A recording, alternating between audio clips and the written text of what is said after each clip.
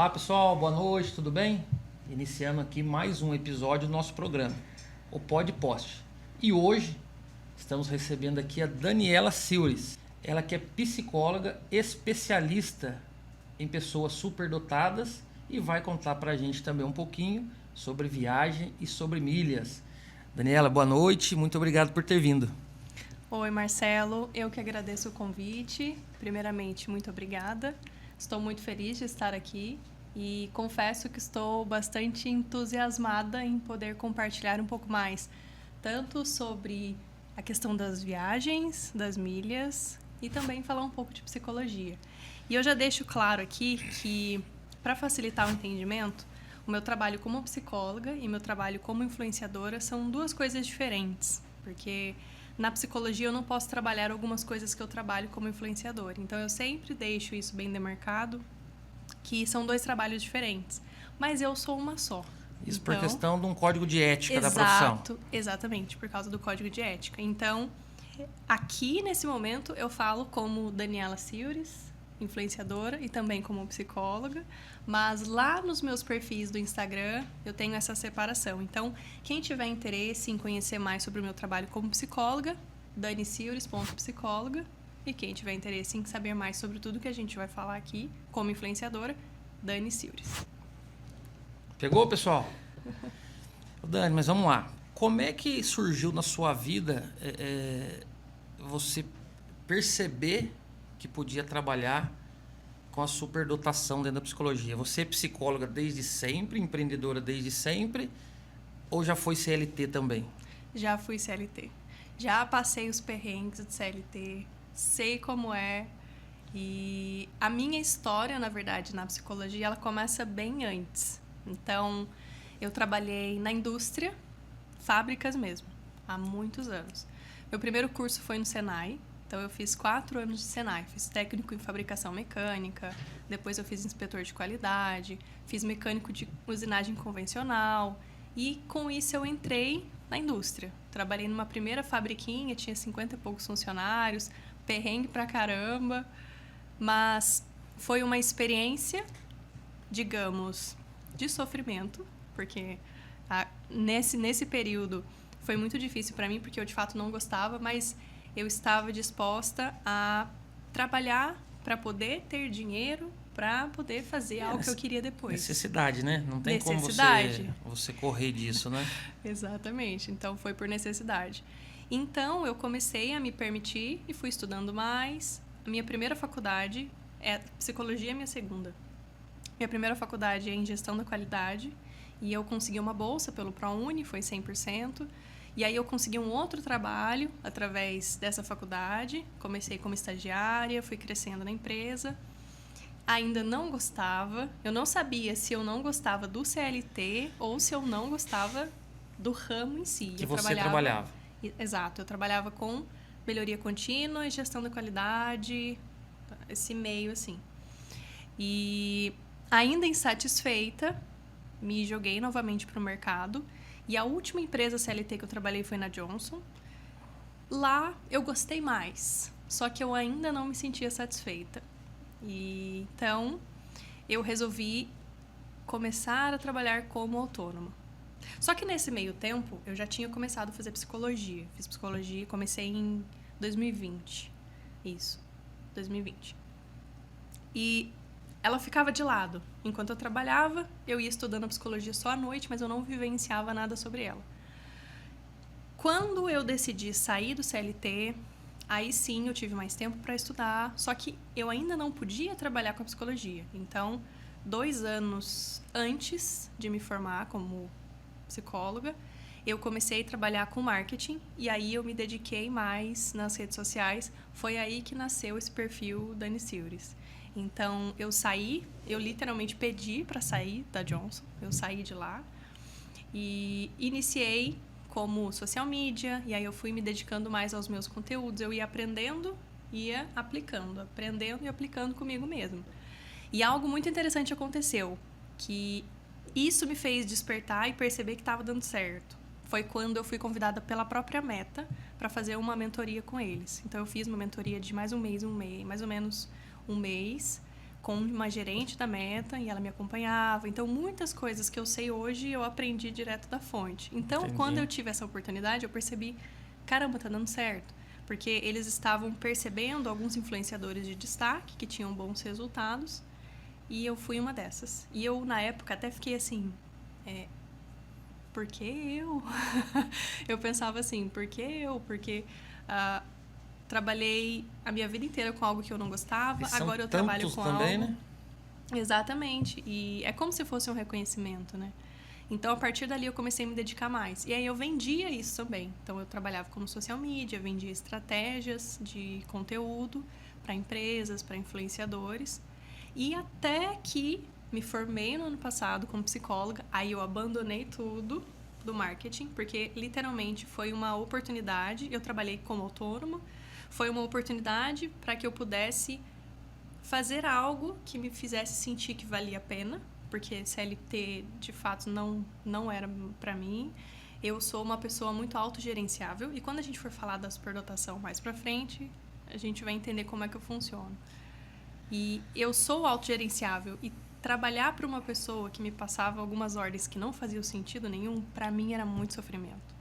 Então, me permiti entrar no empreendedorismo, trabalhei, abri o meu MEI, trabalhei durante esse período e finalizei isso a partir de dezembro do ano passado. Janeiro desse ano, eu corri com a documentação para eu começar a atender como psicóloga e iniciei. Mas eu já tinha um público. E eu já falava sobre saúde mental. Então, quando eu iniciei, eu já tinha pacientes. E como eu já falava um pouco sobre superdotação, porque eu tenho essa condição, e a gente vai falar mais sobre ela, eu imagino. Algumas pessoas se identificaram comigo e me buscaram para fazer terapia. E nisso, no ano passado, eu já tinha começado uma especialização em altas habilidades e superdotação. E, novamente, eu ia estudando e aplicando comigo. Estudando e aplicando comigo. E hoje eu aplico com os pacientes. Com os pacientes. A gente costuma ouvir as pessoas quando uma criança tem ótimas notas na escola, que essa criança é superdotada. Mas não é bem assim, né? Explica pra gente um pouquinho como você tem um diagnóstico ali de uma superdotação. Então, primeiro ponto muito interessante. Esse tema de altas habilidades e superdotação no Brasil é pouco falado. E quando é falado, é como você disse, não é muito bem compreendido. Então, o que é, primeiramente, altas habilidades e superdotação? Não é algo que você desenvolve ao longo da vida.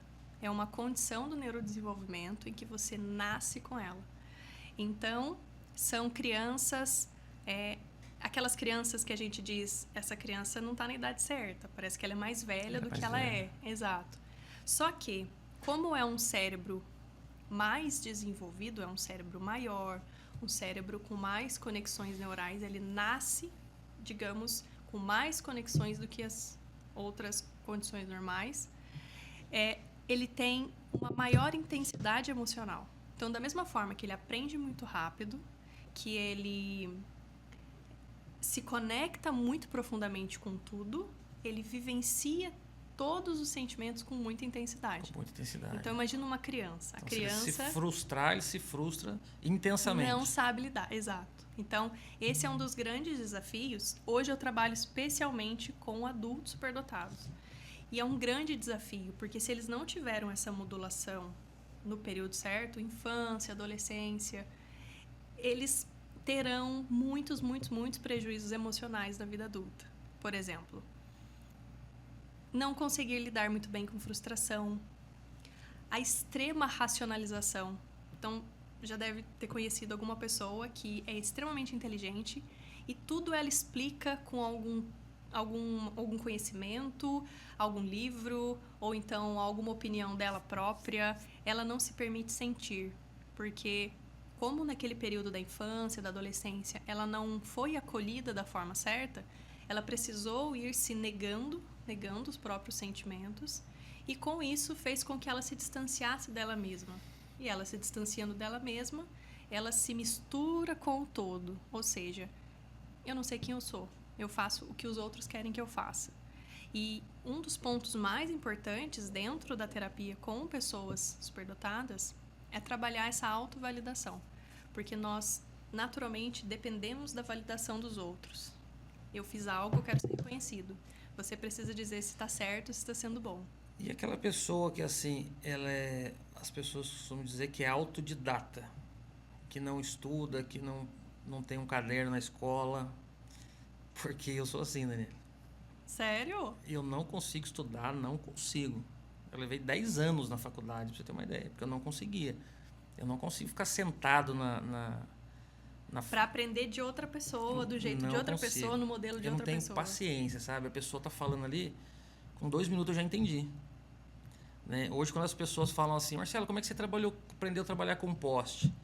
Foi engraçado. Um tio meu tinha uma empresa, falou assim, Marcelo, fica uns meses aí trabalhando com o outro vendedor, até que você aprenda e vá vender na rua. Eu trabalhei 3 dias com o cara, sem nunca ter visto poste. E aprendeu tudo. Cheguei e falei, não dá para trabalhar junto, eu preciso ir embora para rua sozinho. E aí a mesma dificuldade que eu tenho de aprender, eu tenho dificuldade de repassar. Eu não tenho muita paciência, porque assim, para mim como é prático, eu falo, pô, Dani, você não tá entendendo, cara, não é possível. eu tenho isso aí, sabe? E aí eu não sei se isso se chama autodidata, se essas pessoas... Qual é o diagnóstico dessas pessoas? Então, verdade, eu ia até começar com esse ponto, acabei indo para outro, mas o primeiro ponto importante, quando a gente vai falar de superdotação, nós não usamos o termo diagnóstico. Por quê? A gente usa esse termo diagnóstico quando vai validar uma doença ou um transtorno. A superdotação não é um transtorno, não é uma doença. Simplesmente nós chamamos de condição do neurodesenvolvimento. Então, é um cérebro que nasceu de forma diferente, mais expandido, mais conexões neurais, ele é maior, não em tamanho, tá? Mas para entender o quanto ele é mais rápido. Então, existem estudos que comprovam que a velocidade de conexões neurais é maior do que a maioria das outras pessoas. Então, esse comportamento autodidata se dá por essa explicação. Então, é um cérebro mais rápido, com mais neurônios conectados, digamos. Então, ele aprende mais rápido. E aí, imagina esse contexto tentando ensinar para uma pessoa que não tem essa mesma velocidade cognitiva. É realmente um desafio. Então, só colocando esse ponto que é bem interessante, não é diagnóstico, a gente fala identificação. Identificação. Isso muda todo o contexto, porque a gente sente que, então, eu não tenho um problema. Na verdade, é como eu funciono. Eu sou assim. Porque, assim, você falou sobre frustração, né? E quando eu estudava na antiga 4ª série, não sei como é hoje, se é 5º ano, como é, eu consegui ficar 3 meses na 4ª série. A diretora chama meus pais, falou assim, quer passar ele para 5ª de uma vez? Eu não fiz a 4ª série. Passou? Fui direto para 5ª. Da 3ª eu virei o ano, entrei na 4ª. Daqui a pouco eu falei, não, vamos pôr ele para 5ª. E fui embora direto. Quando eu entrei na faculdade, foi até engraçado, porque assim, eu fazia 16 anos em março, e eu entrei na faculdade no começo de fevereiro. Então, com 15 eu estava na faculdade. Caramba! E assim, era uma frustração muito grande até hoje. Quando as pessoas falam, Marcelo, vai estudar conhecimento, não sei, eu não consigo sentar e ficar esperando o professor falar todo aquele monte de assunto para chegar no que 2 mais 2 são 4. Eu não consigo aquela linha do tempo que você tem que ficar tranquilo, tanto que a faculdade eu demorei a acabar por causa disso. Porque era uma luta, eu fazia 6 meses, parava um pouco. Nunca peguei uma DP. Não tive um caderno na faculdade, nada. Era inacreditável. Só que demorei anos, porque eu fazia 6 meses, parava. 6 meses, parava. E pausava. Eu não conseguia. Hoje, eu tenho meus cursos aqui que a gente precisa fazer por conta da empresa, enfim. Mas eu não consigo, sabia? Sentar no banco de uma faculdade e ficar 5 anos. Não consigo. Meu negócio é venda. Essa é uma das características. E isso acontece muito na infância quando você tem uma criança, vamos falar da época da escolarização. Você tem uma criança que ela é muito inteligente, que ela aprende muito rápido, mas ela é reconhecida como uma má aluna, um aluno ruim, porque não consegue prestar atenção. Tem muita questão de evasão escolar também, por isso que precisa do ambiente modulado para conseguir suportar a velocidade do cérebro dessa criança. Então, isso é uma coisa muito recorrente. É algo que a gente ouve muito na clínica. É batata. quando começa um superdotado fazer terapia, primeira coisa, você vai investigar a história. Ele sempre tem relatos como esse, em que a escola era muito chata, eu não conseguia me conectar com os meus colegas. No máximo, eu fazia amizade com pessoas mais velhas do que eu. Sempre gostei de estar com pessoas mais velhas. Eu só tenho amigo deles. Essa é uma característica. Eu não tenho. Porque pense que desde criança você já tem a capacidade de absorver muito rápido o ambiente. Então não é um dom, assim, a gente não pode falar que é um dom. Na verdade é um cérebro mais rápido, novamente. Ele tem mais conexões, então ele sente as coisas mais rápido. E é interessante nos superdotados, uma coisa muito interessante, a intuição. Aquilo que nós chamamos de intuição, né, na sociedade, eles sentem muito. Então, isso tá certo, isso não tá errado. E geralmente a opinião dele tá certa. Quando ele sente que algo tá errado, quando ele sente que algo tá certo. E a gente tá bem na frente, né? Exato. Parece que nós estamos na frente até no tempo. Exato. E você percebe tudo. Então, assim, estamos aqui conversando. Eu já visualizo o problema ali na frente. Isso, exatamente. Porque a ramificação do pensamento que acontece é muito grande. Então, eu tô aqui falando com você. Só que, ao mesmo tempo, a minha cabeça já está planejando todos os assuntos, todas as ideias. E, ainda assim, eu não me perco do foco de estar falando com você. Essa é a diferença entre a superdotação e o TDAH. Que existe muita similaridade. E tem muitas pessoas hoje, existem estudos que comprovam, que existem pessoas que estão diagnosticadas errado. E aí eu falo diagnosticadas porque o TDAH é um transtorno, né? O transtorno de déficit de atenção e hiperatividade, que é, de certa forma, similar com a superdotação. Existem os casos de dupla excepcionalidade, em que a pessoa pode ter o TDAH e a superdotação, ou o autismo e a superdotação. Então, tem um caráter parecido com o autismo também. Por quê? Porque Entendi. Existe a sensibilidade sensorial. É imperativo, né? É a questão da hiperatividade. Mas a questão da hiperatividade na superdotação é porque, como eu disse, eu estou falando com você está falando comigo, nós estamos aqui ramificando o pensamento. Tem várias ideias, a gente está formando ideias na nossa mente, só que a gente não perde o foco. Mas a mente, ela expande, só que não perde o foco. Essa é a diferença do TDAH. Entendi. Agora, quando a gente aproxima a similaridade com o autismo, que é o TEA, né, o transtorno do espectro autista, como é um cérebro, novamente, mais intenso, ele sente as coisas com mais sensibilidade. Então, outra característica presente na superdotação é a sensibilidade sensorial. Então, por exemplo, vou dar o meu exemplo de criança. Eu nunca consegui ficar com as etiquetas. Isso desde sempre, mas quando era criança era pior. Então, etiqueta de roupa eu tinha que tirar. Eu sinto cheiros muito forte. Então, eu sinto o cheiro, as pessoas ao redor. Não, você não tem esse cheiro aqui. Você tá louca. Não, eu estou sentindo. Eu tenho. Minha filha também. Tem também? Minha filha chegou a roupa nova. É a primeira coisa Já que faz tira. É cortar a etiqueta. Porque as conexões, os receptores também são sensíveis. Então, nós sentimos muito verdadeiramente. Então, tanto no olfato quanto no paladar. Então, às vezes, nós sentimos gostos que outras pessoas não sentem. Eu tenho um extremo problema, se eu for em algum lugar e tiver com gosto. Por exemplo, às vezes a gente vai num restaurante, aqueles restaurantes de centro da cidade, que é natural eles colocarem naftalina nos ralos. Não está perto da comida, mas eu sinto. Então, para mim, é um incômodo muito grande. Ninguém sente, mas eu sinto o bendito do gosto da naftalina. Então, é um exemplo também. E essas pessoas com a superdotação, elas têm um grau maior, não sei se é essa palavra, de contrair ansiedade? Sim. E outros transtornos. Isso se não estiver fazendo terapia específica para modular os sintomas e auxiliar nessa questão do prejuízo emocional da superdotação. Por isso que é importante a gente buscar um especialista nesse assunto. E exatamente por isso que eu me especializei, porque quando eu descobri a minha superdotação, eu não sabia como lidar, eu precisei buscar uma primeira psicóloga lá em São Paulo, eu marquei uma reunião com ela, só para ela me dizer se fazia sentido o que eu estava percebendo, porque aí, para fazer essa identificação concreta, precisa fazer uma avaliação neuropsicológica. Só que é um processo caro. Eu paguei R$ 3.500 para fazer essa avaliação. Processo. Exato. Só que por isso que eu primeiro conversei com ela. Porque se não fizesse sentido o que eu achava sobre mim, eu não ia pagar Não 3 faria o mil. processo. Porque senão você paga, não, você não é Exato. superdotada não, viu? Exatamente. Perdeu 3 mil. Exatamente. E tem um outro ponto importante.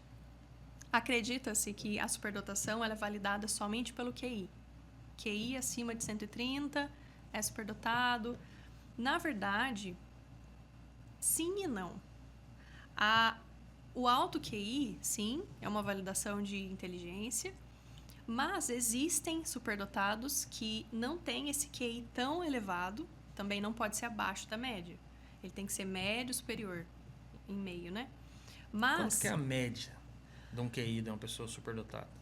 130, 120, assim, 130 para cima. Mas, como eu tô falando, existem pessoas que nasceram com a condição, mas não tiveram esse ambiente modulado. Então, talvez elas também não tenham tido oportunidade de aprender. E o teste de QI, ele vai tirar uma foto dos conhecimentos que você tem, da forma que você aprendeu a enxergar de forma lógica os padrões. Então, isso também é definido como você viveu sua vida. Então, existem superdotados que têm o QI abaixo de 130, mas a superdotação dele ela é voltada talvez para o lado artístico. E como é que em testes a gente valida um QI artístico? É difícil.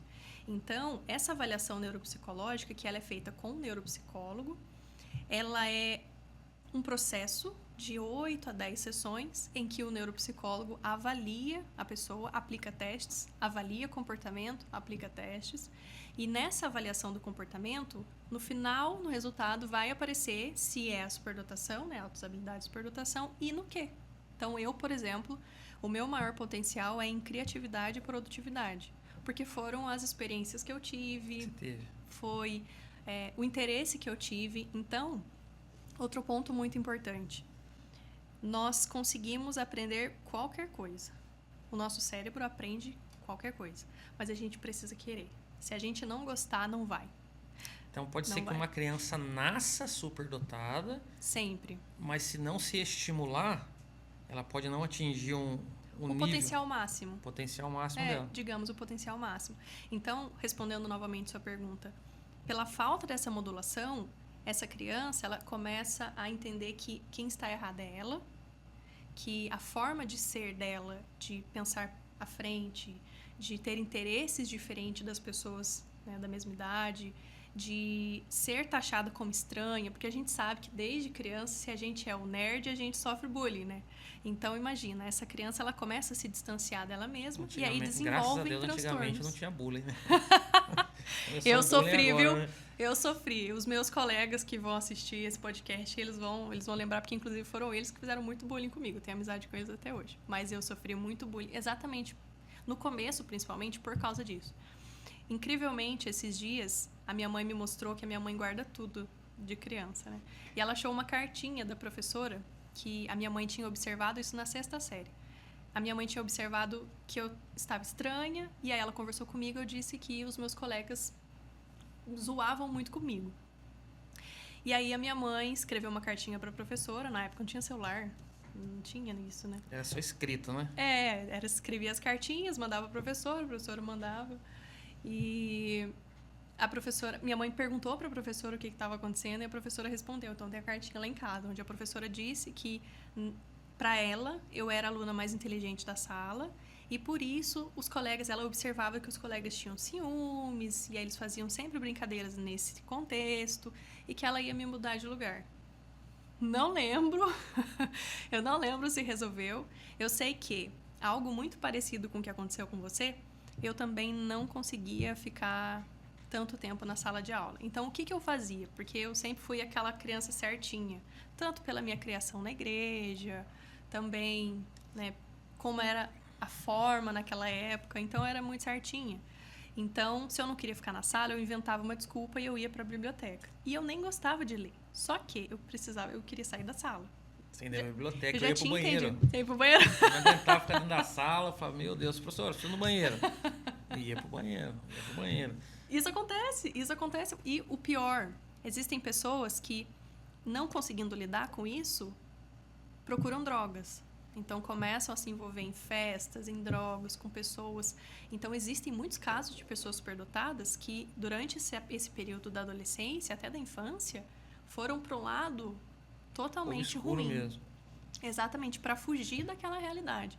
Então, no meu caso, eu ia para a biblioteca e eu comecei a ler, e aí que eu comecei a pegar gosto pela criatividade, porque foi ali que eu tive a oportunidade.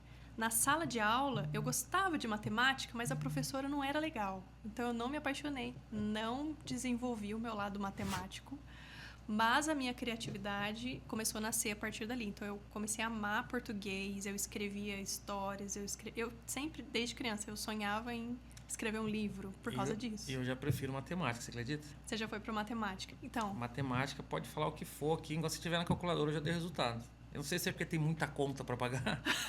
Daí eu me especializei em matemática, sabe? Não deu muito português. Ô Dani, mas no Brasil, a gente percebe que não... o povo em si não tem muito conhecimento dessa área. Eu confesso que é a primeira vez que eu estou conversando sobre esse assunto, né?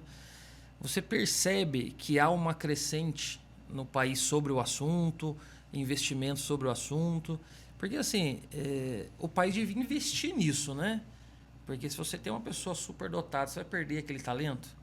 exatamente. Né? Você percebe que há esse crescimento ou você acha que continua estagnado ainda? Melhorou bastante, mas tem uma coisa muito interessante. Quem não é superdotado não consegue entender como é ser um superdotado.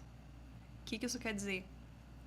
Pessoas que não têm a superdotação ou não entendem com tanta propriedade para estudar a superdotação, ou não se interessa. Então, exatamente por isso que não existem tantos estudos quanto deveriam aqui no Brasil sobre. Hoje existem mais, existem profissionais se especializando, existem escolas oferecendo mais especializações.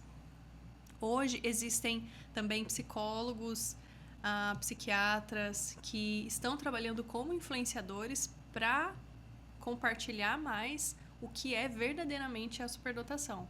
Então, isso tem melhorado, mas no mundo científico, acadêmico, ainda precisa de muito estudo, de muito mais análise. Né? Exato, mas, muito sinceramente, quem vai se interessar pelo assunto é o superdotado. Então, é o meu exemplo, por exemplo. Eu me especializo nesse assunto para atender pessoas porque eu me preocupo, porque eu também sou e eu entendo. Porque às vezes os próprios pais da criança nem percebem, né? Na verdade, percebe. Não tem aquele diagnóstico, né?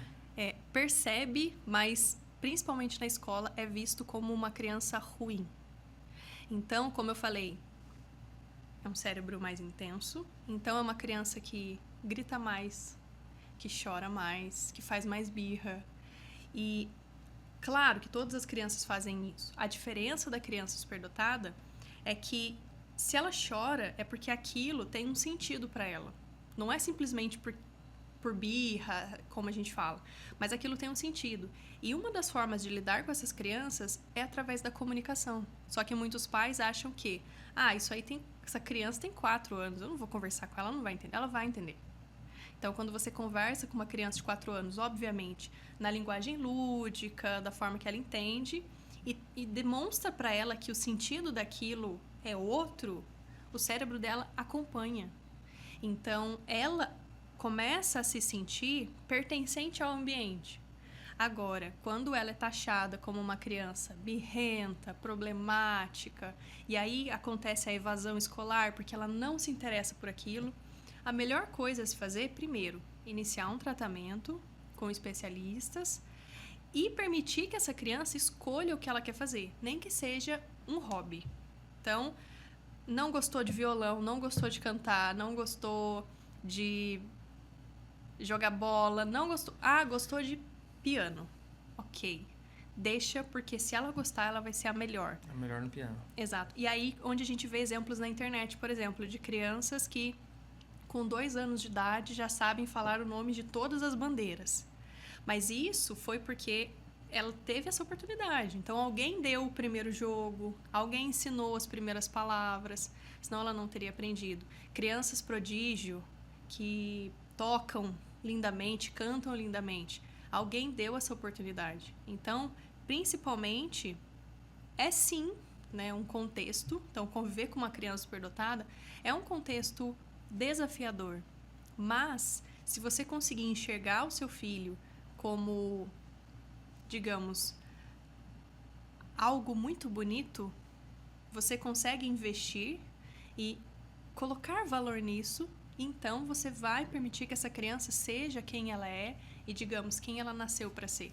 Porque nós temos interesses diferentes. Eu tenho os meus, você tem os seus. As outras pessoas, cada um tem seus interesses. E se a gente tiver a permissão e a oportunidade de poder nos dedicar a esses interesses, muito provavelmente nós vamos ser muito bons em alguma coisa. Mas quando isso não acontece, aí vem todos os prejuízos emocionais. E é aí que um adulto vem para a terapia, porque primeiro, o superdotado, ele pensa tudo sozinho. Ele consegue modular as próprias emoções da forma dele sozinho. Então ele não busca terapia. Ele busca terapia. Para ele ir para terapia, né? Exato, porque e de fato, tá? Eu reconheço porque eu também passei por isso. Quando você é superdotado e você vai passar com um psicólogo que não tem especialização e conhecimento nesse assunto, ele vai falar coisas que você já sabe. E aí você fala, eu vou pra terapia pra quê? Se ele já fala o que eu já sei. Eu já falo isso pra mim mesma. Então, esse tipo de terapia com eles não funciona. Então, precisa ser uma terapia independente da abordagem escolhida. Existe a TCC, que também é muito indicada. Eu trabalho com a logoterapia, porque eu trabalho uma terapia voltada para sentido. Essa é a minha linha terapêutica. Então, independente da abordagem, precisa trabalhar no mesmo nível cognitivo que essa pessoa. Então, ou seja, falando português claro, se o paciente me achar menos inteligente que ele não fica. Ele não fica. Não, ele não fica. Então, a gente precisa acompanhar o raciocínio, obviamente, sempre de forma terapêutica, porque como eu falei lá no começo, uma das defesas do superdotado é a racionalização. Essa racionalização é quando eu não quero sentir, porque eu sinto demais, eu sofro muito.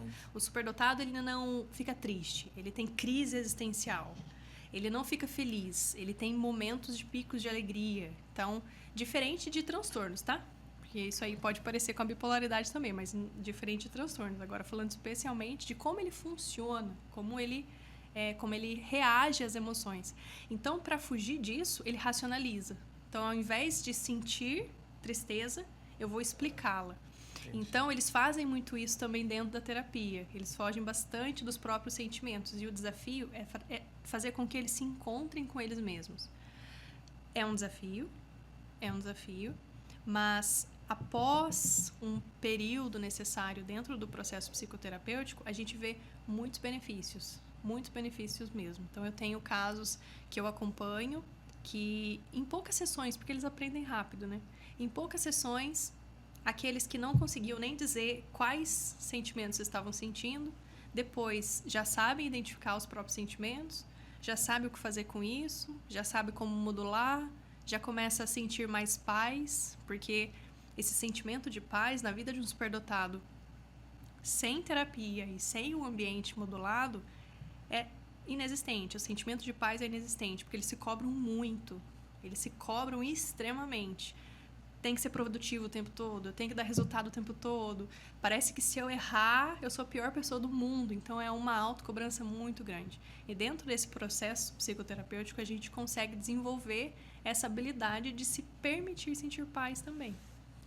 Esse sentimento de paz é outro sintoma. Eu quero produzir toda hora. Vamos ver, eu quero trabalhar domingo, eu quero trabalhar sábado, segunda, eu tenho que produzir, tem que ter meta, tem que resolver, é muito difícil aí.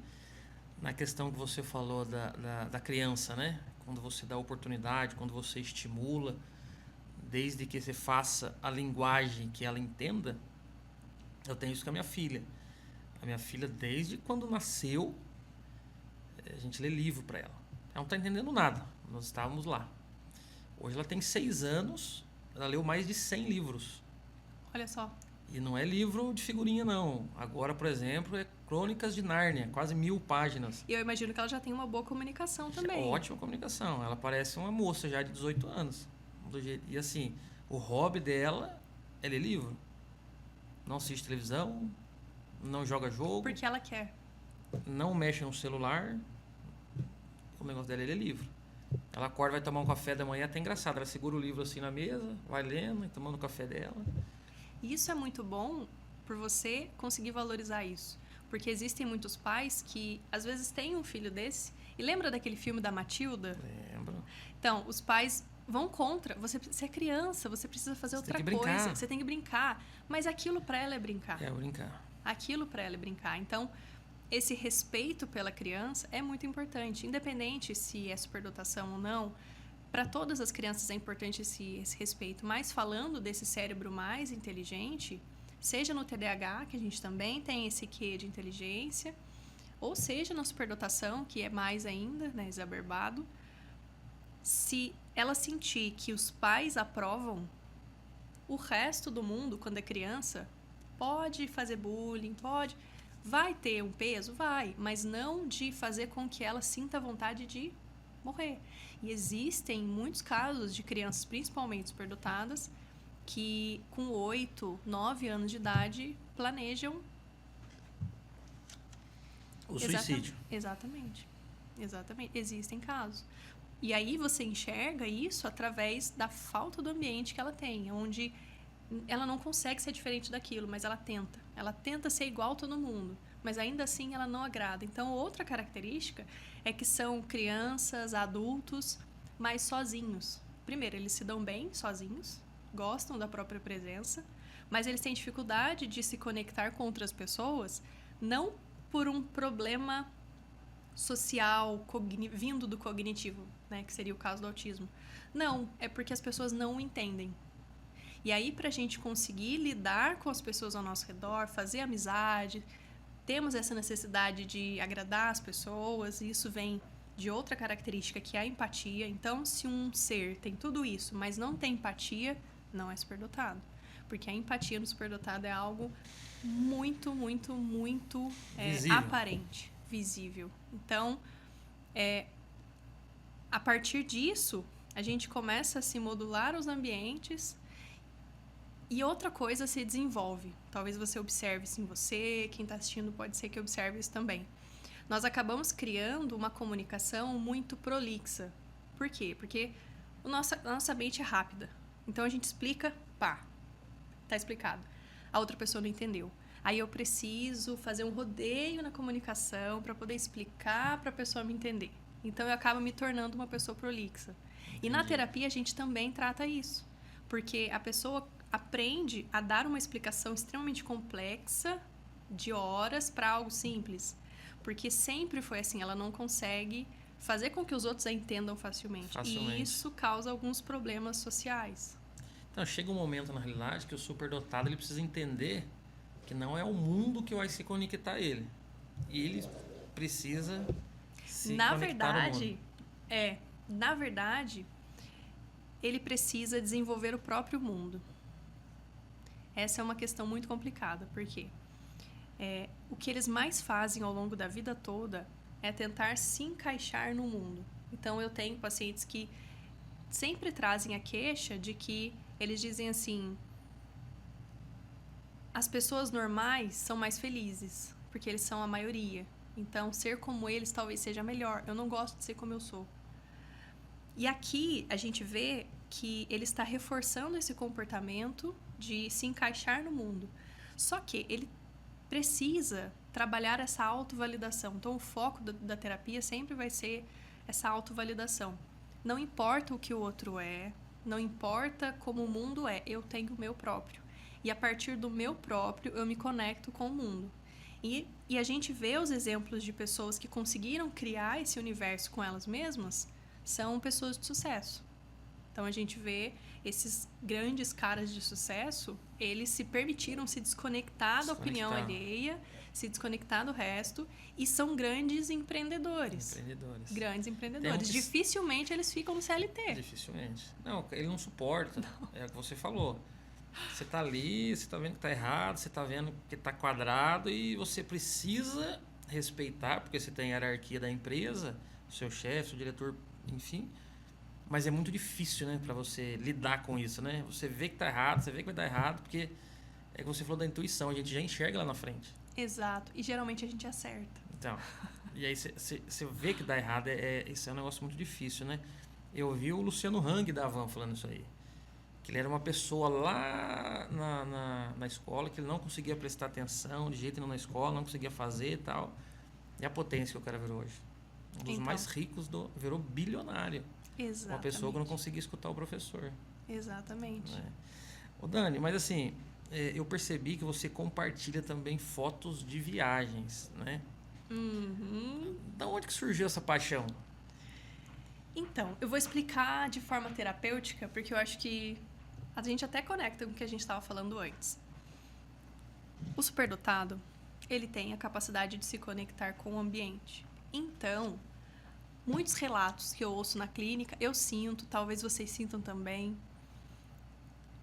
Quando eu estou num lugar que eu gosto, natureza, praia, montanha, eu me sinto conectada com aquele ambiente. Então é como se me recarregasse, como se fizesse total sentido, como se eu estivesse conseguindo resetar toda a minha vida ali, porque eu me conecto com os sons, com os cheiros, com a sensação, a vibe do lugar. Né? Exatamente. Então a conexão é muito forte.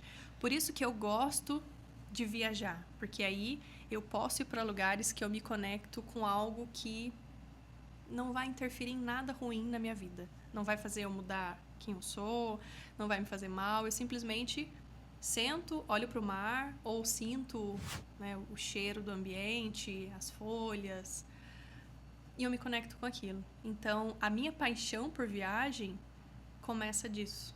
Entendi. Sabe? Então, eu sou muito curiosa, eu gosto de novas experiências e a viagem faz sentido. E aí, na realidade, você conciliou os dois, né? Uhum. Psicologia que você gosta, né? Que você trabalhou, juntou o dinheiro e galgou até chegar. E a viagem também. São duas coisas bacanas. Então pode dizer que você nem trabalha mais hoje, né? Você se diverte, né? Isso é verdade. Eu não tinha pensado dessa forma, mas é verdade, porque algo que eu sentia muito forte quando eu trabalhava no CLT era que todos os dias eu acordava muito, muito triste. Eu acordava, tem que trabalhar. Então eu me sentia extremamente depressiva. Hoje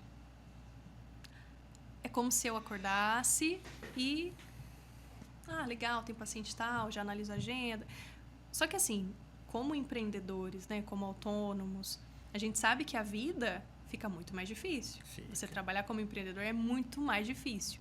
Só que se eu nasci para isso, eu tenho dons para isso, porque tem muitas pessoas que querem ser empreendedor, só que não tem o básico, que é a capacidade de autogerenciamento. Se a pessoa não consegue se autogerenciar, dificilmente ela vai conseguir desenvolver bem o seu trabalho. Né? E a pessoa tem que ter uma força de vontade fora do comum, né? Porque, exato. Assim, no meu caso, eu levanto 5, 4:30 da manhã até as 10 da noite. Então. Né? E é bacana quando você se encontra no que você gosta de fazer, porque assim, eu costumo falar pro pessoal, né? Antigamente eu estava na caneta, hoje eu estou na marreta, né? Hoje é mais suado, hoje é mais difícil, é mais dolorido, mas eu gosto do que eu faço. Esse dia eu estava até fazendo um serviço ali na Iguape com Andrômeda, ali naquele pedacinho, e me passou um amigo que trabalhou comigo no passado, tal, né? Parou para falar comigo, eu tava sujo, né? No domingo. Falei, Marcelinho, vamos trabalhar com a gente lá de novo, cara. Sai disso aí. Cara, só que ali eu tava feliz, Dani, sabe? Ali eu tava feliz, era um domingo, tava doído, tava sol quente. Cara, mas eu tava feliz ali. E antigamente, quando você trabalha engomado, não era o que eu gostava. É bonito pros outros, né? Mas e aqui dentro? Não era interessante para mim. Então, hoje, algumas pessoas olham, às vezes, precisa sair com um caminhão, o motorista teve uma dificuldade, ou o serviço apertou, precisa sair com outro. E eu percebo que tem pessoas que me veem dirigindo o caminhão, falam, nossa, o cara tá dirigindo um caminhão. Só que aquilo ali faz sentido para mim, sabe? Eu gosto de operar o MOOC, eu gosto de ver a coisa acontecendo. Eu costumo falar pro pessoal que eu nem trabalho pelo dinheiro, sabia? Não é o que me move o dinheiro, assim. Se eu tiver R$1, se eu tiver 10, se eu tiver 1 milhão, é a mesma coisa para mim, né? O que me move é o desafio de ver acontecer, sabe? De ver acontecer. É isso que me motiva a continuar, sabe? E isso é uma coisa muito interessante, que conecta com a justificativa do porquê que eu escolhi trabalhar com a logoterapia. Então, o que é, resumidamente, a logoterapia? É a terapia do sentido. Se eu tenho um sentido para viver, ou mais de um sentido, some o meu vazio existencial. Ou seja, a probabilidade de desenvolver uma depressão é menor.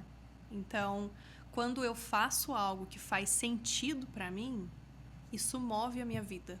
E não tem dinheiro no mundo que compre. Que pague. Não tem. Não, e esse tipo de sentimento você não consegue comprar, né? Não.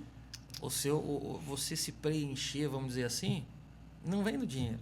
Vem das decisões. Eu costumo falar muito isso para os pacientes que querem mudar de trabalho, que querem se encontrar. As decisões precisam ser tomadas. Isso é o mais importante. Inclusive, dentro da logoterapia, quem estudou foi Viktor Frankl, e ele tem praticamente a maioria das frases que ele fala, a maioria dos estudos, são focados nesse poder de escolha. Nós temos o poder, ele diz, que nós temos o poder de escolher qualquer coisa, independente da circunstância. Então, nós temos essa liberdade. Eu não gosto da minha realidade hoje, quais são as decisões que eu vou começar a tomar para que isso mude? E tomar decisão é difícil. Acho que minha realidade muda, né? Exato. É difícil tomar uma decisão? É difícil. Mas, como eu costumo falar, depois do medo, é como se o medo fosse uma barreira. Depois do medo, pode existir algo muito bonito. Mas enquanto você fica com medo de passar por essa barreira do medo, você nunca vai saber o que tem do outro lado. Então, esse poder da decisão está nas nossas mãos. E isso faz com que a gente entenda que é mais fácil do que a gente imaginava. Que, na verdade, quem impede o nosso próprio crescimento somos nós mesmos. Nós mesmos. Né? Ô, Dani, dentro dessas viagens aí, qual foi o local mais bacana que você foi? Mais marcante, assim, que você falou, nossa, aqui eu acertei. Porque a gente viaja, tem locais que não agrada muito, né? Eu vi você postando esse dia Curitiba. Eu fui para Curitiba, não fez sentido para mim, sabia? Eu estava lá em Curitiba, daí assim, eu vejo o pessoal postando o Jardim Botânico, né? Eu entrei lá e falei, nossa, mas por que eu tô fazendo aqui? Né? Então, assim, qual foi o local marcante que você foi? Que, nossa, aqui eu queria voltar mais vezes. Eu quero conhecer o Brasil inteiro, mas aqui eu quero voltar o mais rápido possível. O lugar que eu quero voltar o mais rápido possível é Maceió. Maceió é maravilhosíssimo. Mas, já que você deu mais ênfase na experiência, a minha melhor experiência foi em Curitiba. Não por causa da cidade em si. É uma cidade muito boa, eu gostei. Mas foi a minha primeira viagem sozinha. E foi maravilhoso. Foi a melhor coisa que eu fiz na minha vida, foi fazer essa viagem sozinha. Tem um amigo que tá hoje em Maceió. Ah, é? Tá lá hoje, viu, William? Traz uma lembrancinha aqui pra gente, viu, cara? Pelo amor de Deus, viu? Lá é maravilhoso. Curitiba, eu acho que eu me frustrei, vou te falar a verdade. Porque, assim, eu não sei se você chegou lá na Vila da Felicidade, Vila Dignidade. Não. Então, lá tem um restaurante chamado Madalosso, que é um restaurante que atende 4.000 pessoas ao mesmo tempo. Caraca. E aí você chega nesse restaurante, você ainda fica na fila. Você tem 4.000 pessoas sentadas, você ainda fica na fila. E é bom mesmo? Então, eu me frustrei porque um amigo me indicou, Marcelinho, lá é ótimo, é isso e aquilo. Eu, como um bom carnívoro, falei, nossa, vai ter uma picanha, né, aquela no tacho pra mim. Cheguei lá, veio frango. Eu falei, beleza, vou comer um franguinho. O garçom passa, frango. Eu falei, acho que tá na hora do frango ainda, né? Eu falei, vamos esperar um pouquinho. Vem o carrinho, frango. Eu falei, meu amigo, mas cadê a comida? Não vai vir? Ele falou, não, cara, aqui a gente só serve galeto. Só frango. Então você já me frustrou. Eu falei, nossa, eu tô aqui, fiquei na fila 40 minutos. Comer frango. Um negócio que assim eu como, mas não é o que eu adoro. Não atendeu a expectativa, não tornou a experiência mais gostosa. E aí eu falei, nossa, ali eu já tomei um revés. Aquilo ali, eu acho que na questão do sofrimento, que a gente sofre muito, eu acho que ali já... Acabou contaminando a cidade inteira. Assim, eu não gostei muito da cidade. O passeio inteiro. Entendeu? Fui então, lá isso é um desafio também. Fui lá no passeio do trem, que eu vi lá. E aí? Então, entendeu? Olha que interessante, são experiências diferentes. Porque, pra mim, esse passeio de trem foi a melhor experiência da minha vida. Bom, você foi com alguém? Fui. tem diferença. Quando a gente vai sozinho, a gente meio que se obriga a se conectar com o resto. Então, se eu tô precisando de ajuda, eu tenho que pedir ajuda pra alguém. Se eu tô precisando de alguma coisa, eu tenho que me virar. Então, torna a experiência mais viva. Então, pra mim, esse passeio de trem, eu postei, inclusive, alguns trechos, um vídeo lá no meu Instagram como influenciadora, em que eu acho que dá pra perceber no meu semblante o quão prazeroso está sendo aquela experiência pra mim. Por quê? Porque eu gosto muito de história. Então, eu gosto de visitar lugares em que eu posso conhecer a história. Se eu conheço a história, fica muito mais bonito pra mim. E o guia, ele ia falando o que era cada canto que a gente estava passando. Ele contava as histórias de cada momento. Ô Dani, e quais são as experiências dos locais que você já viajou? Tem alguma cidade que marcou? Teve aquela que não foi tão legal, que de repente falou assim, Marcelo, lá eu não volte. Tem alguma que você queira conhecer e não conheceu ainda? Balneário Camboriú é um lugar que eu quero conhecer, Florianópolis, porque eu tenho o desejo de conhecer o Brasil. Eu sou apaixonada pelo meu país. E eu sei que nós temos lugares muito lindos aqui. Então eu tenho vontade de conhecer aqui. E muita gente fala, com esse dinheiro você vai pra fora. Tudo bem, galera, mas eu quero conhecer aqui. E, inclusive, uma coisa engraçada, né? Um amigo meu foi pra Europa esses tempos, ele disse que a galera lá perguntava como é o Rio de Janeiro, como é o Nordeste, como é São Paulo. E ele não sabia responder, porque ele não conhece nada do Brasil. Eu pensei, falei, é verdade? Como é que eu vou falar do meu país se eu não conheço? Você não conhece o país. Exato. Um dos lugares que eu gostei muito foi Rio de Janeiro. Eu gostei do Rio de Janeiro. Eu sei que muita gente tem medo. Eu também tinha esse receio. Mas foi uma experiência muito legal. Eu adorei o Rio de Janeiro. Quero voltar. Maceió. Maravilhoso. É lindo. Não tem um lugar que você vai em Maceió que não é bonito, né, na parte de praias. As piscinas naturais. Salvador, por incrível que pareça, eu também gostei. Eu consegui montar um roteiro que fez a experiência ser muito boa. Então, eu não fiquei lá no centro de tudo, perto do Pelourinho, lá. Não fiquei. Eu fiquei mais longe. Eu fui ficar lá no Farol de Itapuã, no bairro de Itapuã. Por quê? Porque eu queria conhecer a pousada onde era a casa de Vinícius de Moraes. Então, tem um museu, aquela casa era dele, quando ele morou com a esposa, a antiga esposa. E eu fiquei nessa casa e é um boutique hotel chiquérrimo, maravilhosíssimo.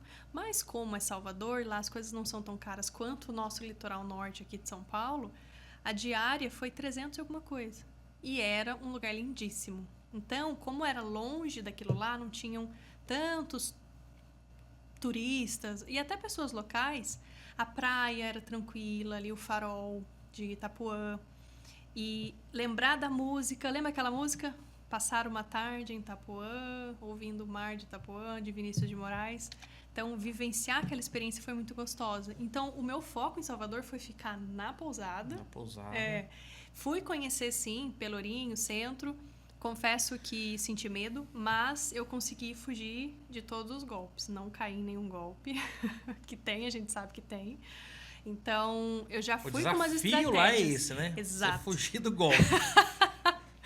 E é verdade, é uma realidade. Então, eu já fui com estratégias. Primeira estratégia, se você vai andar lá no centro histórico, já vai com aquelas fitinhas do pulso, porque se você tiver sem nada, eles vão te obrigar a comprar. Então, você, não, já tenho, obrigada. Não conversa, se você não tiver interesse no que a pessoa está te oferecendo, não conversa, vai andando, mas não seja totalmente sem educação, porque senão você pode criar uma situação de conflito. O que eu fazia? Eu andava atrás de algumas pessoas que eu percebia que eram pessoas que não tinham muito conhecimento daquilo ali. Por exemplo, tinham vários gringos lá. Então, você vê o que é gringo, eu já andava um pouco próximo dele, porque eu já sabia que quando viesse uma pessoa ia abordar ele, e eu virava. Então isso aconteceu muitas vezes. Aquela baiana famosa lá, acho que ela fica no Mercadão, fica lá que em ela cima, lê no frente do elevador Lacerda, na praça ali, né? Isso. Agora, perdão, eu não lembro se é baiana ou é cigana, como é que te chamam, e ela lê a mão, enfim, e dizem que ela é bastante insistente, então eu fiz isso. Aí, quando ela pegou uma pessoa, eu dei a volta e entrei no Mercadão. Então, assim, eu consegui e com os olhos mais abertos, eu não fui inocente. Tinha alguns lugares que eu não fui. Então, por exemplo, o Pelourinho mesmo, eu passei de carro, mas não desci porque não era meu maior foco aquela experiência. E voltava pro hotel, que era maravilhoso. Agora, Curitiba foi uma experiência muito legal, porque primeiro foi a minha primeira experiência viajando sozinha. Solo. Exato. E, até por causa da superdotação, eu achava que eu tinha um problema de socialização. Ah, eu sou muito vergonhosa, não sei conversar com as pessoas. Eu pensava assim. Até que eu fiz essa primeira viagem. Eu conversei com o policial da rua, com o cara que tava passando com o cachorro. Tem até um vídeo que eu coloquei, tá lá nos meus stories de Curitiba. Eu criei um destaque que eu tava sozinha naqueles ônibus de turismo. Então eu peguei um ônibus de turismo, a gente paga R$50 e pode andar por 24 horas e ele vai levando em todos os pontos turísticos. Aquele que você fica em cima. Exato. E a minha bateria do celular tava acabando. E eu, o que eu vou fazer? Eu não conheço ninguém. Então tinha umas senhorinhas perto de mim e eu comecei a puxar assunto com elas, a gente fez amizade. Pra pedir o carregador. No final das contas, nós nos tornamos amigas. Eu peguei o WhatsApp dela, a gente... Inclusive, eu tenho até que mandar uma mensagem agora. E foi bem legal, porque eu percebi que se tivesse alguém comigo, eu não tinha tido nenhuma dessas experiências. Então, a minha experiência lá não foi com a cidade em si, mas com tudo que eu criei. Então, se eu tinha que esperar o ônibus de turismo e tinha o policial, eu começava a puxar assunto com o policial, ficava trocando ideia com ele. E aí, até o meu ônibus chegar, porque eu vou ser boba de ficar em qualquer lugar, eu, uma moça sozinha, não sei onde eu tô, vou ficar perto do lugar que é mais seguro.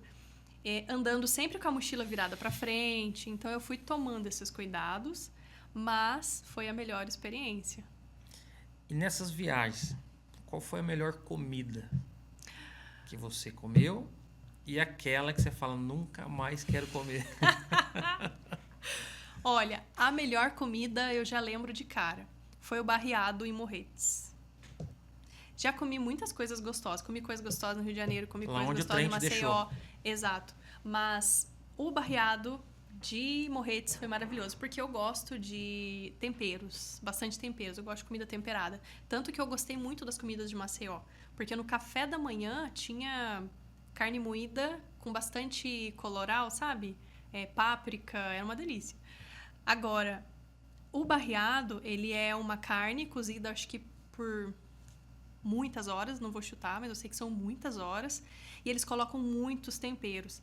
E lá no meu destaque de Morretes no Instagram, aparece o rapaz do restaurante fazendo pra mim a montagem do prato. Porque como eu cheguei gravando, eles já se ofereceram pra fazer um vídeo. Ah, a gente pode gravar, e você divulga a gente. E assim, eu não me importo, sabe? Eu não cobro. Como era uma experiência, eu falei, tá bom. É via de mão dupla, né, Dani, a experiência, né? Exatamente. E aí ele fez toda a preparação do prato, que lá eles têm um costume de... Eles fazem com a farinha, né? E eles viram na sua cabeça. Então ele faz essa experiência comigo pra ver se o negócio cai na minha cabeça ou não. E depois me deu pra comer. Eu comi aquele prato com o maior gosto da minha vida. Não sei se é por causa da experiência, porque eu fui bem tratada. Mas também o gosto era muito bom, a experiência nova. Foi muito bom. Agora, a pior... Eu não sei te dizer. Juro que eu não sei te dizer. Se teve, eu nem guardei. Eu acho que eu nem guardei a lembrança. Porque tudo que eu comi... Por exemplo, eu tinha muita curiosidade de comer acarajé. O primeiro que eu comi foi em Maceió. O acarajé de Maceió tem gosto de cuscuz. Eu achei... Sabe o gosto de cuscuz, bolinho caipira? Sei. Então, tinha o gosto disso, diferente. Aí eu comi na Bahia. Na Bahia eu não gostei tanto. Que eu ia te falar, tava muito forte. Forte na Bahia. Talvez eu possa falar isso. Não era ruim, mas era bastante forte. Quando eu fui pra Bahia, o que me salvou foi McDonald's. Porque o primeiro dia, comida forte, eu falei, puxa, isso aqui não vai ser meu... É bastante forte. É bastante forte lá. E aí eu fui criar alternativas, né? Que a gente já tá acostumado a um bom Big Mac... para não sofrer tanto. Mas você conseguiu ter uma boa experiência em Salvador? Dani, eu não voltaria. Né? Assim, se eu a passeio, dificilmente eu volte lá. Eu não tive nenhuma situação, por exemplo, de falar assim, fui assaltado, fui maltratado. Não foi isso. Mas a sensação de insegurança... Isso pega. Isso aí pega. Isso pega. E aí eu tenho uma filha pequena. E a gente preocupa com a criança. E aí você pega um trânsito, você viu, desorganizado. O trânsito desorganizado lá, Isso é né? Quando eu estive lá, havia umas obras públicas acontecendo. E assim, a obra pública é o seguinte, o cara fecha a rua, a máquina tá no meio da rua, você não tem um agente de trânsito falando com... É diferente do sul, como eu te falei aqui. Tenho muita vontade de conhecer Balneário para baixo. Para ali. Balneário eu fiquei apaixonado. Balneário é um lugar que, se eu pudesse, tivesse condições, eu voltaria todos os anos. Lá é surreal. A educação das pessoas, a limpeza da praia. Lá, pra você ter uma ideia, tem hotéis que eles pagam um funcionário para ficar na praia. Um faxineiro, alguma coisa do hotel ali, para ficar na praia, pegando ali um papelzinho, um lixinho. Cuidando do ambiente. Olha só. Fora que a prefeitura mantém muito bem, né? Eles até estenderam a faixa de areia artificialmente lá e tal, né? E aquilo ali fica de uma limpeza fora de sério. Você chega no hotel, você é muito bem tratado. Isso faz diferença, Isso faz. Eu cheguei na Bahia, o manobrista do estacionamento mal me falou assim, ó, estaciona ali. Lá em Balneário eu cheguei. Isso acontece. Lá em Balneário eu cheguei, eu parei o carro, o rapaz já veio abrir minha porta, eu abri o porta-malas e falei, não, senhor, peraí. Foi lá, pegou um carrinho, ele colocou minhas malas no carrinho, levou até meu quarto, né? Então, quando você viaja, você espera esse tipo de tratamento. Porque sofrer, sim. a gente já sofre o ano inteiro. Sim. Né? A viagem não é para isso, né? Entendeu? Então, Exato. assim, eu não tive nada que desabone Salvador, mas não foi um local... Não foi a melhor experiência. Não, que eu tenha vontade, por exemplo, de voltar. Eu também, se fosse para ficar no centro histórico, eu também não votaria. Mas se fosse para ficar nessa pousada, que era a casa do Vinícius de Moraes, eu cogitaria. Mas é por causa da experiência do lugar específico. Acho que não tem nem a ver com a cidade. Com cidade. Porque assim, quando eu estive em Salvador, a gente olha Salvador pela TV, Salvador de Ivete Sangalo, Salvador de Cláudia Leite, praias, né? E quando eu cheguei lá, eu não achei praia. É tudo bastante caro também. Eu achei Lá é o mar bastante caro. e pedra. Eu não tinha faixa de areia. Aí eu fui ali perto do Farol da Barra. Ali eu achei, assim, 300 metros de areia. Cheio de gente que você não conseguia sentar. E você paga caro a Caríssimo. cadeira. Pra você sentar na cadeira, Caríssimo. você paga caro. E assim, a água, a hora que ela vem, ela leva todas as suas coisas. É verdade. Então foi uma coisa que não me agradou muito, não, Salvador, sabe? E eu fui de carro para ter história para contar, né? Porque a gente sempre vai de avião. Falei, dessa vez eu vou de carro. E aí fui por Minas e voltei pelo Rio, né? Nossa, que legal. Fui por Minas, Feira de Santana, tal, cheguei lá. E voltei pelo Rio, né? Então eu já não sei se eu fiquei frustrado com o tamanho da viagem, porque são coisa foi emendando na outra, 2.000 né? quilômetros. Aí você pensa assim, puxa, eu andei 2.000 quilômetros para sofrer, cara. E aí, de novo, volta na questão do nosso sentimento, que ele é muito para frente. Se você sente muito. É difícil controlar. Então, assim, e outros lugares que eu fui, poxa, foi um êxtase, assim, sabe? Eu sempre falo, Balneário para mim foi uma coisa de outro mundo. O pessoal fala que é a Dubai brasileira, né? Meu, lá é muito bacana. Então, tá nos meus planos. Eu quero conseguir esse ano conhecer Tem o passeio Balneário. lá do barco do Piratas do Caribe, lá. Legal. Você vê a marina na beira de praia, os iates que ficam lá, as lanchas, os navios, enfim, né? Você vê coisa surreal, tamanho de prédio de 3 andares. Tá na beira, assim, ó. Você vê lancha lá, que a ponta dela tem quadra de basquete. O cara joga basquete. Outro mundo, né? É outro mundo. Então, isso aí encanta os olhos, né? O bonito, ele encanta os olhos, né? Exatamente. Quando você chega num local, o lanche pode ser ruim, mas tem aquela boa foto, você pega aquele lanche.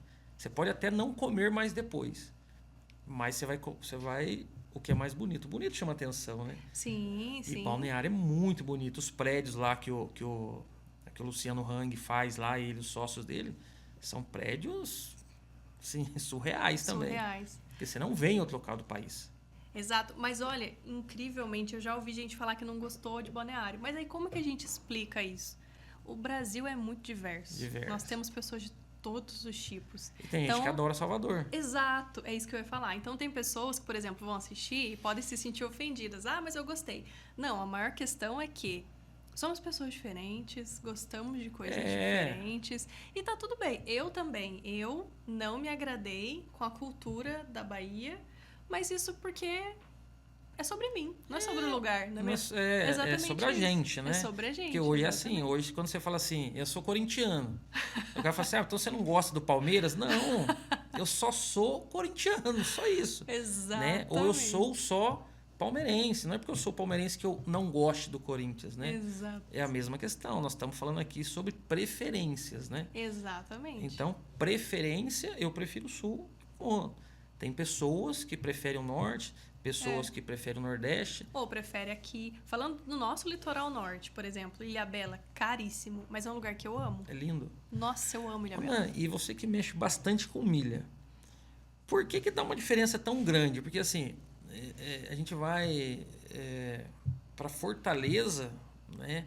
Vamos esquecer a passagem de avião, porque a passagem de avião vai depender de como está a temporada, enfim.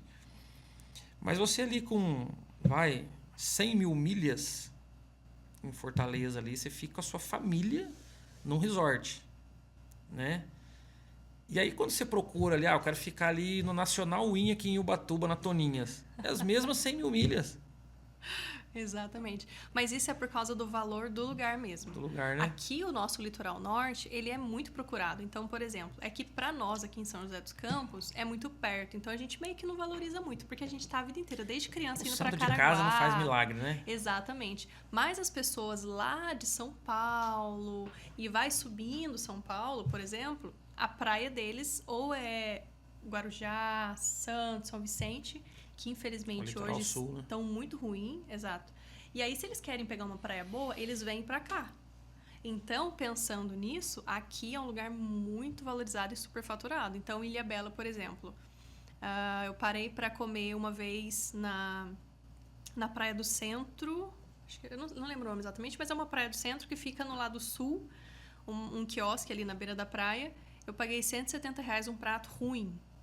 Era o prato mais simples que tinha e era muito ruim, R$170. Agora, com R$170, se eu for lá para Maceió, paguei R$170 num prato de lagosta, por exemplo. É um prato fino, chique. Pior que esses dias eu tive em Caraguá e foi isso aí que aconteceu. Eu pedi lá uma porção de peixe e já era R$90. Aí você pede uma de batata, 50. Exatamente. Aí você pede um suco, uma Coca-Cola, eu não bebo bebida alcoólica, então você pede ali.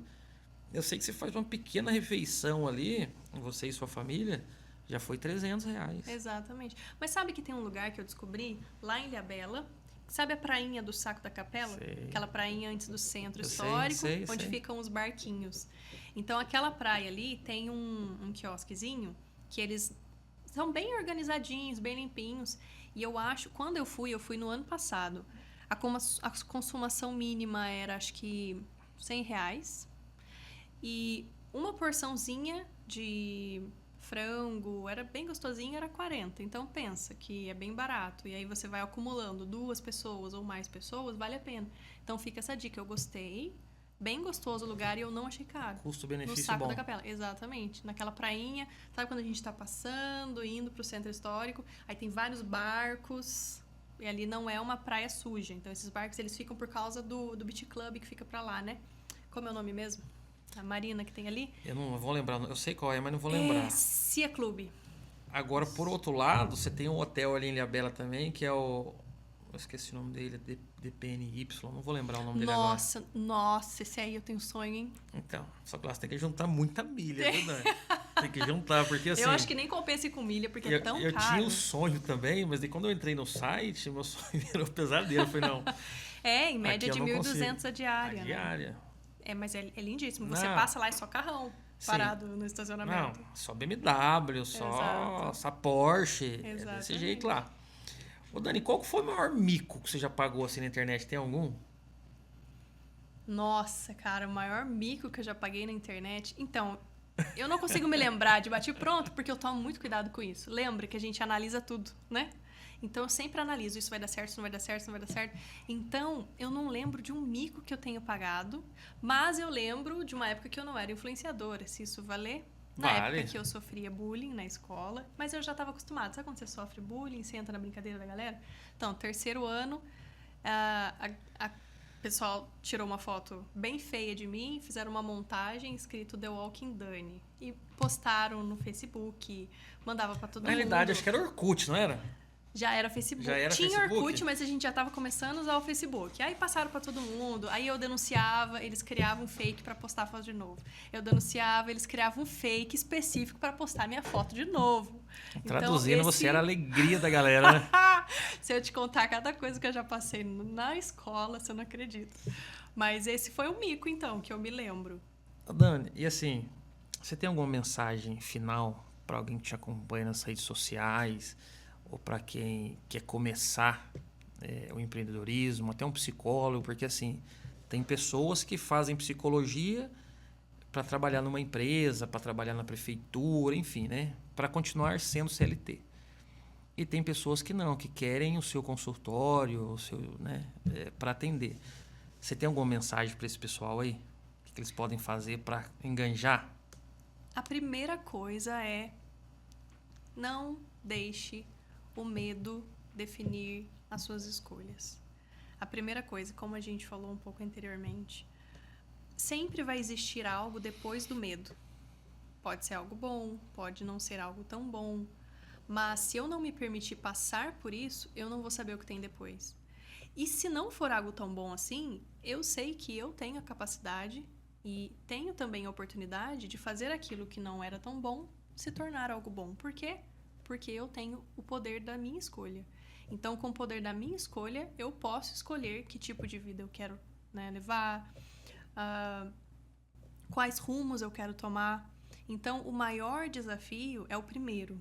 É dar o primeiro passo. Exatamente. É dar o primeiro passo. Na realidade, tem uma trend hoje que a gente está vendo aí que assim, primeiro você começa, depois você melhora. Depois você melhora. Traduz Exatamente. isso aí. Exato. Primeiro eu me permito. Eu preciso enfrentar o medo de errar. Então, muitas pessoas têm medo de errar, não se permitem.